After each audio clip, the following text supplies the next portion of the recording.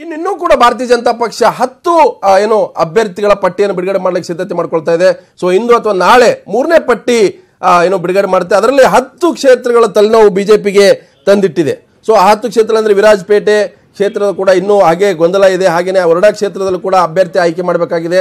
ಹಾಗೆ ಚಾಮುಂಡೇಶ್ವರಿ ಕ್ಷೇತ್ರ ಕೂಡ ಹಾಗೆ ಪೆಂಡಿಂಗ್ ಇದೆ. ಇಂಥ ಒಟ್ಟು 10 ಕ್ಷೇತ್ರಗಳು ಅದು ಮಂಗಳೂರು ಉತ್ತರ, ಮೂಡಿಗೆರೆ ಸೇರಿದಂತೆ ವಿರಾಜಪೇಟೆ ಕೆಜಿ ಬೋಪಯ್ಯ ಅವರು ಕೂಡ ಟಿಕೆಟ್ನ ಬಹಳ ಪ್ರಬಲವಾಗಿ ಪಟ್ಟು ಹಿಡಿದರೆ ಸಲ ಕೊಡಲೇಬೇಕು ಅನ್ನೋದು. ಅವರಿಗೆ ಕೂಡ ಟಿಕೆಟ್ನ ಒಂದು ಅತಂತ್ರ ಸ್ಥಿತಿ ಇರೋದ್ರಿಂದ ಈಗಾಗಲೇ ಎಡತಾಗ್ತಾ ಇದ್ದಾರೆ. ಯಡಿಯೂರಪ್ಪನ ನಿವಾಸಕ್ಕೆ ನಿನ್ನೆ ಕೂಡ ಬಂದಿದ್ದರು ಬೋಪಯ್ಯ.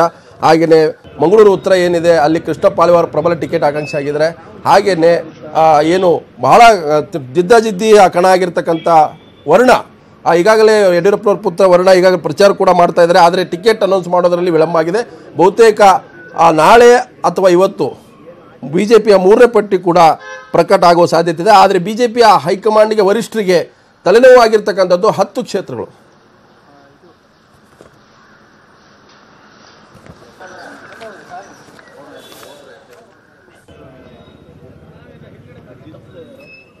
ಸೊ ಹಾಗಾದ್ರೆ ಭಾರತೀಯ ಜನತಾ ಪಕ್ಷದ 3ನೇ ಪಟ್ಟಿ ಬಿಡುಗಡೆಗೆ ಅಡ್ಡಿ ಆಗಿರ್ತಕ್ಕಂಥ ಕೆಲವು ಕ್ಷೇತ್ರಗಳಿದಾವೆ. ಅವು 10 ಕ್ಷೇತ್ರಗಳು ಮೂಡಿಗೆರೆ ಇರ್ಬೋದು, ರಾಜಪೇಟೆ ಇರ್ಬೋದು, ಹಾಗೆ ವರ್ಣ ಇರ್ಬೋದು. ಈ ಕ್ಷೇತ್ರಗಳಲ್ಲಿ ಯಾರಿಗೆ ಟಿಕೆಟ್ ಕೊಡಬೇಕು, ಮಂಗಳೂರು ಉತ್ತರ ಇರ್ಬೋದು. ಮತ್ತೊಂದು ಕಡೆ ಪಕ್ಷಾಂತರ ಪರ್ವ ಕೂಡ ನಡೀತಾ ಇದೆ. ಅತೃಪ್ತರು ಕೂಡ ಬಿಜೆಪಿಗೆ ತಲೆನೋವಾಗಿದ್ದಾರೆ. ಮತ್ತೊಂದು ಕಡೆ ಏನು ಸೊಗಡು ಶಿವಣ್ಣ ಇರ್ಬೋದು, ಬೇಳೂರು ಗೋಪಾಲಕೃಷ್ಣ ಇರ್ಬೋದು, ಶಶಿ ಲಮೋಶಿ ಇರ್ಬೋದು, ಬಹಳಷ್ಟು ಕಡೆ ಮುಡುಬಿದ್ರಲ್ಲೂ ಕೂಡ ಭಿನ್ನಮತ ಭುಗಿಲೆದ್ದಿದೆ. ಇವೆಲ್ಲವನ್ನೂ ಕೂಡ BS ಯಡಿಯೂರಪ್ಪ ಹೇಗೆ ನಿಭಾಯಿಸ್ತಾರೆ? ಹಾಗಾದ್ರೆ ಬನ್ನಿ, ಯಡಿಯೂರಪ್ಪ ನಿವಾಸ ಧವಳಗಿರಿಯಿಂದ ನಮ್ಮ ಹಿರಿಯ ಪ್ರತಿನಿಧಿ ರಮೇಶ್ ಶಿರೇಜ್ ಎಂಬುದಿದ್ದಾರೆ. ರಮೇಶ್, ಈಗಾಗಲೇ ಭಾರತೀಯ ಜನತಾ ಪಕ್ಷ 2 ಪಟ್ಟಿ ಬಿಡುಗಡೆ ಮಾಡಿದ್ರು ಕೂಡ ಒಂದು ಕಡೆ ಬಿಜೆಪಿ ಸೇರ್ಲಿಕ್ಕೆ ಕೆಲವು ನಾಯಕರು ಈಗಾಗಲೇ ತುದಿಗಾಲ ಮೇಲೆ ನಿಂತಿದ್ದಾರೆ. ಮತ್ತೊಂದು ಕಡೆ 10 ಕ್ಷೇತ್ರಗಳು ತಲೆನೋವು ತಂದಿರತಕ್ಕಂಥದ್ದು. ಸೊ ಹಾಗಾದ್ರೆ 10 ಕ್ಷೇತ್ರಗಳ ಪಟ್ಟಿ ಇನ್ನೂ ವಿಳಂಬ ಆಗತ್ತಾ ಅಥವಾ ಈಗ 3ನೇ ಪಟ್ಟಿಯಲ್ಲಿ ಅವೆಲ್ಲವೂ ಕೂಡ ಘೋಷಣೆ ಆಗತ್ತಾ?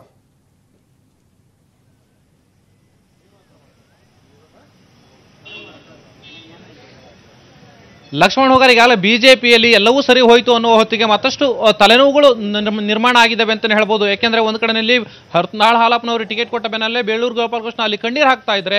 ಇಲ್ಲಿ ಕೂಡ ಸುಮಾರು 10 ಕ್ಷೇತ್ರಗಳು ಈಗ ಬಿಜೆಪಿ ನಾಯಕರಿಗೆ ತಲೆನೋವಾಗಿದೆ. ಅದರಲ್ಲೂ ಪ್ರಮುಖವಾಗಿ ಮಂಗಳೂರು ಉತ್ತರ ಇರ್ಬೋದು, ಹಾಗೆಯೇ ಮೂಡಿಗೆರೆ ಇರ್ಬೋದು, ವಿರಾಜಪೇಟೆ ಇರ್ಬೋದು, ವರುಣ ಮತ್ತು ಚಾಮುಂಡೇಶ್ವರಿ ಇಂತಹ ಕ್ಷೇತ್ರಗಳಲ್ಲಿ ಪ್ರಬಲವಾದಂತಹ ಅಭ್ಯರ್ಥಿಗಳು ಇದ್ರೂ ಕೂಡ ಅಲ್ಲಿ ತಮ್ಮ ಅಭ್ಯರ್ಥಿಗಳನ್ನ ಘೋಷಣೆ ಮಾಡಲಿಕ್ಕೆ ಬಿಜೆಪಿ ಹಿಂದೇಟು ಹಾಕ್ತಾ ಇದೆ. ಅದರಲ್ಲಿ ಪ್ರಮುಖ ಕಾರಣ ಏನಂತಂದ್ರೆ ಅಲ್ಲಿ ಬೇರೆ ಬೇರೆ ಕ್ಷೇತ್ರದ ಏನು ಆಯಾ ಕ್ಷೇತ್ರಗಳಲ್ಲಿ ಬೇರೆ ಬೇರೆ ಅಭ್ಯರ್ಥಿಗಳು ಕೂಡ ಆಕಾಂಕ್ಷಿಗಳಿದ್ದಾರೆ. ಅಲ್ಲಿ ಬೇರೆ ಅಭ್ಯರ್ಥಿಗಳ ಪರವಾಗಿ ಜನರು ನಿಂತಿದ್ದಾರೆ ಅನ್ನುವಂಥ ಹಿನ್ನೆಲೆಯಲ್ಲಿ ಯಾರಿಗೆ ಟಿಕೆಟ್ ಕೊಟ್ಟರೆ ಗೆಲುವು ಒಂದು ಸುಲಭ ಆಗುತ್ತೆ ಅನ್ನುವಂಥ ಲೆಕ್ಕಾಚಾರದಲ್ಲಿ ಬಿಜೆಪಿ ನಾಯಕರು ಈಗ ಒಂದು ರೀತಿ ಚಿಂತಾಮಗ್ನರಾಗಿದ್ದಾರೆ ಅಂತ ಹೇಳ್ಬೋದು. ಯಾಕೆಂದ್ರೆ ಚಾಮುಂಡೇಶ್ವರಿಯಲ್ಲಿ ಯಾರಿಗೆ ಕೊಡಬೇಕು ಅನ್ನುವಂಥ ಚಿಂತೆ ಒಂದ್ ಕಡೆ ಆದ್ರೆ, ವಿರಾಜಪೇಟೆಯಲ್ಲಿ ಈಗಾಗಲೇ ಬೋಪಯ್ಯ ಅವರು ಇದ್ರೂ ಕೂಡ ಅಲ್ಲಿ ಸಂತೋಷ್ ಧಾಮಯ್ಯ ಪ್ರಬಲ ಆಕಾಂಕ್ಷಿ ಆಗಿದ್ದಾರೆ. ಅವರ ಪರವಾಗಿ ಅಲ್ಲಿ ಕಾರ್ಯಕರ್ತರು ನಿಂತಿದ್ದಾರೆ. ಇನ್ನೊಂದು ಕಡೆಯಲ್ಲಿ ಮೂಡಿಗೆರೆಯಲ್ಲಿ ಕುಮಾರಸ್ವಾಮಿ ಅವರು ಇದ್ರೂ ಕೂಡ ಮತ್ತೊಂದು ಕಡೆಯಲ್ಲಿ ಶಿವಣ್ಣ ಅವರು ಕಣಕ್ಕಿಳಿಲಿ ಕಣೆ ಆಗಿದ್ದಾರೆ. RSS ಆದಿಯಾಗಿ ಅಲ್ಲಿ ಬೇರೆ ಬೇರೆ ತರದ ಲಾಬಿಗಳು ಶುರುವಾಗಿದೆ. ಇವೆಲ್ಲದರ ಮಧ್ಯೆ ಮತ್ತೆರಡು ಕ್ಷೇತ್ರಗಳು ತಲೆನೋವಾಗಿ ಪರಿಣಮಿಸಿರುವುದು. ಒಂದು ಮಧುಗಿರಿ, ಮತ್ತೊಂದು ಇಲ್ಲಿ ಸರ್ವಜ್ಞ ನಗರ. ಸರ್ವಜ್ಞ ನಗರದಲ್ಲಿ ಈಗಾಗಲೇ ಪದ್ಮನಾಭ ರೆಡ್ಡಿ ಅವರಿಗೆ ಟಿಕೆಟ್ ಘೋಷಣೆ ಮಾಡಿದ್ರು ಕೂಡ ಅವರು ಈಗಾಗಲೇ ಜಾರ್ಜ್ ವಿರುದ್ಧ ಕಣಕ್ಕಿಳಿಲಿಕ್ಕೆ ಸಿದ್ಧ ಇಲ್ಲ. ನನಗೆ ಟಿಕೆಟ್ ಬೇಡ, ಹಾಗಾಗಿ ಬೇರೆ ಯಾರಿಗಾದ್ರೂ ಕೊಡಿ ಅನ್ನುವಂತ ಮಾತನ್ನು ಈಗಾಗಲೇ ಯಡಿಯೂರಪ್ಪನವರ ಬಳಿ ಅವರು ತಮ್ಮ ಅಹವಾಲನ್ನು ಹೇಳ್ತಾ ಇದ್ದಾರೆ. ಈ ಹಿನ್ನೆಲೆಯಲ್ಲಿ MN ರೆಡ್ಡಿ ಅವರಿಗೆ ಕೊಡುವಂತ ಸಾಧ್ಯತೆ ಇದೆ. ಅದ್ರ ಜೊತೆನಲ್ಲಿ ಮಧುಗಿರಿಯಲ್ಲಿ ಈಗಾಗಲೇ ಸುರಕ್ಷಾ ಮಂಜುನಾಥ್ ಆಕಾಂಕ್ಷಿ ಆಗಿದ್ರು ಕೂಡ ಅಲ್ಲಿ ಹುಲಿನಾಯಕರವರಿಗೆ ಟಿಕೆಟ್ ಘೋಷಣೆ ಮಾಡಲಾಗಿದೆ. ಅಲ್ಲಿ ಹುಲಿನಾಯಕರವರಿಗೆ ಇದುವರೆಗೂ ಬಿಜೆಪಿ ಯಾವ ನಾಯಕರು ಕೂಡ ಅವರನ್ನ ಸಂಪರ್ಕ ಮಾಡಿಲ್ಲ. ಏಕಾಏಕಿ ಯಾವುದೋ ಸಮೀಕ್ಷೆ ಬಂದಿದೆ ಅಂತ ಹೇಳಿ ಅವರು ಟಿಕೆಟ್ ಘೋಷಣೆ ಮಾಡಿದ್ದಾರೆ. ಆದ್ರೆ ಹುಲಿನಾಯಕರವರಿಗೆ ನಾನು ಸ್ವತಃ ಕಾಲ್ ಮಾಡಿ ಕೇಳಿದ್ರೆ ನನ್ನನ್ನು ಇದುವರೆಗೂ ಯಾರು ಸಂಪರ್ಕ ಮಾಡಿಲ್ಲ, ಆದ್ರೆ ನನ್ನ ನಾಯಕರ ಜೊತೆ ಮಾತನಾಡಿ ಮುಂದೆ ನಿರ್ಧಾರ ಮಾಡ್ತೀನಿ ಅಂತ ಮಾತನ್ನ ಹೇಳ್ತಾರೆ. ಪರೋಕ್ಷವಾಗಿ ಅವರು ಕೂಡ ಕಣದಿಂದ ಹಿಂದೆ ಸರಿಯುವಂತಹ ಪ್ರಯತ್ನವನ್ನು ಮಾಡ್ತಾ ಇದ್ದಾರೆ. ಇದು ಬಿಜೆಪಿಗೆ ತಲೆನೋವಾಗಿ ಪರಿಣಮಿಸಿದೆ. ಇದರ ಜೊತೆಯಲ್ಲಿ ಹಲವಾರು ಕ್ಷೇತ್ರದ ಸುಮಾರು 10 ಕ್ಷೇತ್ರಗಳಿಂದ ಬೇರೆ ಬೇರೆ ನಾಯಕರು ಇಲ್ಲಿ ಬಂದು ನಮಗೆ ಟಿಕೆಟ್ ಬೇಕು ಅನ್ನುವಂತ ಒಂದು ಒತ್ತಾಯವನ್ನು ಮಾಡ್ತಾ ಇದೆ. ಇನ್ನೂ ಕೂಡ 70 ಕ್ಷೇತ್ರದಿಂದ ಅಭ್ಯರ್ಥಿಗಳನ್ನ ಆಯ್ಕೆ ಮಾಡಬೇಕು. ಮೊದಲ ಪಟ್ಟಿಯಲ್ಲಿ 72 ಜನರ ಹೆಸರನ್ನ ಘೋಷಣೆ ಮಾಡಲಾಯಿತು. ಎರಡನೇ ಪಟ್ಟಿಯಲ್ಲಿ 82 ಜನರ ಹೆಸರನ್ನ ಘೋಷಣೆ ಮಾಡಲಾಗಿತ್ತು. ಉಳಿದ 70 ಜನ ಕ್ಷೇತ್ರಗಳನ್ನ ಆ ಕ್ಷೇತ್ರದ ಅಭ್ಯರ್ಥಿಗಳನ್ನ ಫೈನಲೈಸ್ ಮಾಡುವಂತ ಪ್ರಕ್ರಿಯೆಯಲ್ಲಿ ಒಂದು ಪ್ರಶ್ನೆ ಇರುತ್ತೆ. ಒಂದು ಕಡೆ ಭಾರತೀಯ ಜನತಾ ಪಕ್ಷ ಈ ಬಾರಿ 150 ಮಿಷನ್ ಅನ್ನುವಂತ ಗುರಿಯೊಂದಿಗೆ ಈಗ ಚುನಾವಣಾ ಅಖಾಡಕ್ಕೆ ಧುಮುಕ್ತಾ ಇದೆ. ಮತ್ತೊಂದು ಕಡೆ ಮೋದಿ ಕೂಡ ರಾಜ್ಯಕ್ಕೆ ಎಂಟ್ರಿ ಕೊಡ್ತಾ ಇದ್ದಾರೆ. ಇದ್ರ ಮಧ್ಯೆ ನಿನ್ನೆ ಕೂಡ ಪತ್ರಿಕಾಗೋಷ್ಠಿಯ ಸಂದರ್ಭದಲ್ಲಿ ಇಬ್ಬರನ್ನ ಪಕ್ಷಕ್ಕೆ ಸೇರ್ಪಡೆ ಮಾಡಿಕೊಂಡು ಟಿಕೆಟ್ ಘೋಷಣೆ ಮಾಡಿರ್ತಕ್ಕಂಥದ್ದು. ಒಂದು ಕಡೆ 2 ಕ್ಷೇತ್ರಗಳ ಟಿಕೆಟ್ ಅನೌನ್ಸ್ ಮಾಡಿದಾಗಲೂ ಕೂಡ ನಮಗೆ ಬೇಡಪ್ಪ ಅಂತ ಹೇಳ್ತಾ ಇರ್ತಕ್ಕಂಥದ್ದು. ಇನ್ನೂ ಕೂಡ 70 ಕ್ಷೇತ್ರಗಳ ಟಿಕೆಟ್ ಫೈನಲ್ ಮಾಡಬೇಕಾಗಿದೆ. ಹಾಗಿರುವಾಗ ಭಾರತೀಯ ಜನತಾ ಪಕ್ಷಕ್ಕೆ 224 ಕ್ಷೇತ್ರಗಳಲ್ಲಿ ಅಭ್ಯರ್ಥಿಗಳ ಕೊರತೆ ಇದೆ ಅನ್ನೋ ಅನುಮಾನ ಕಾಡ್ತಾ ಇದೆ.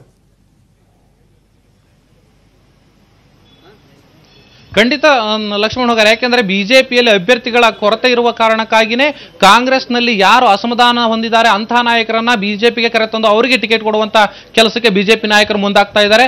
ಈಗಾಗಲೇ ಶ್ರೀರಾಮುಲು ಯಡಿಯೂರಪ್ಪನವರು ಇದೀಗ ತಾನೇ ಬಂದಿರುವಂತಹ ಮಾಹಿತಿಯ ಪ್ರಕಾರ ಎನ್.ವೈ. ಗೋಪಾಲಕೃಷ್ಣ ಅವರ ಮನೆಗೆ ಮತ್ತೊಮ್ಮೆ ಹೋಗಿದ್ದಾರೆ ಅನ್ನುವಂತ ಮಾಹಿತಿ ಲಭ್ಯ ಆಗ್ತಾ ಇದೆ. ಈಗಾಗಲೇ ನಿನ್ನೆ ರಾತ್ರಿ ಬಿಜೆಪಿಗೂ ಜನಾರ್ದನ್ ರೆಡ್ಡಿಗೂ ಸಂಬಂಧವೇ ಇಲ್ಲ ಅಂತೇಳಿ ಸ್ವತಃ ಅಮಿತ್ ಶಾ ಅವರು ಕೂಡ ಹೇಳಿದ್ರು. ಇದರ ನಡುವೆಯೂ ಕೂಡ ಜನಾರ್ದನ್ ರೆಡ್ಡಿ ಎನ್.ವೈ. ಗೋಪಾಲಕೃಷ್ಣ ಅವರ ಮನೆಗೆ ತೆರಳಿ ಶ್ರೀರಾಮುಲು ಅವರ ಜೊತೆಯಲ್ಲಿ ಮಾತುಕತೆಯನ್ನು ನಡೆಸಿ ಎನ್.ವೈ.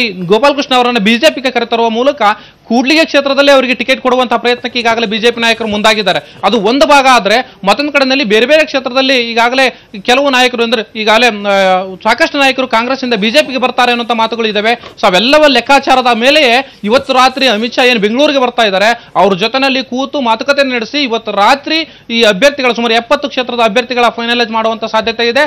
ಆದ್ರೆ ಅದರ ಬೆನ್ನಲ್ಲೇನೆ ಈಗ ಮಧುಗಿರಿ ಮತ್ತೆ ಸರ್ವಜ್ಞ ನಗರ 2 ಕ್ಷೇತ್ರಗಳು ಕೂಡ ಒಂದು ರೀತಿ ಮತ್ತಷ್ಟು ತಲೆನೋವಾಗಿ ಪರಿಣಮಿಸಿದೆ. ಅಲ್ಲಿ ಗೆಲ್ಲುವಂತ ಅಭ್ಯರ್ಥಿ ಯಾರು ಅನ್ನುವಂತ ಒಂದು ಹುಡುಕಾಟದಲ್ಲಿ ಬಿಜೆಪಿ ನಾಯಕರು ಮಗ್ನರಾಗಿದ್ದಾರೆ. ಕಾಂಗ್ರೆಸ್ನಿಂದ ಯಾರಾದ್ರೂ ಬರ್ತಾರಾ ಅಥವಾ ಇರುವಂತ ಮಧುಗಿರಿಯಲ್ಲಿ ಈಗಾಗಲೇ ಏನು ಸುರಕ್ಷಾ ಮಂಜುನಾಥ್ ಇದ್ರೆ, ಮತ್ತೊಂದು ಕಡೆಯಲ್ಲಿ ಸರ್ವಜ್ಞ ನಗರದಲ್ಲಿ ರೆಡ್ಡಿ ಇದ್ದಾರೆ. ಸೊ ಈ ಹಿನ್ನೆಲೆಯಲ್ಲಿ ಯಾರಿಗೆ ಟಿಕೆಟ್ ಕೊಡಬೇಕು ಅನ್ನುವಂತ ಲೆಕ್ಕಾಚಾರದಲ್ಲಿ ಬಿಜೆಪಿ ನಾಯಕರು ಮಗ್ನರಾಗಿದ್ದಾರೆ. ಲಕ್ಷ್ಮಣ್ ಹೋಗಾರ್, ಧನ್ಯವಾದ ರಮೇಶ್ ರೇಜಂಬು. ರಮೇಶ್ ನಮ್ಮ ಹಿರಿಯ ಪ್ರತಿನಿಧಿ.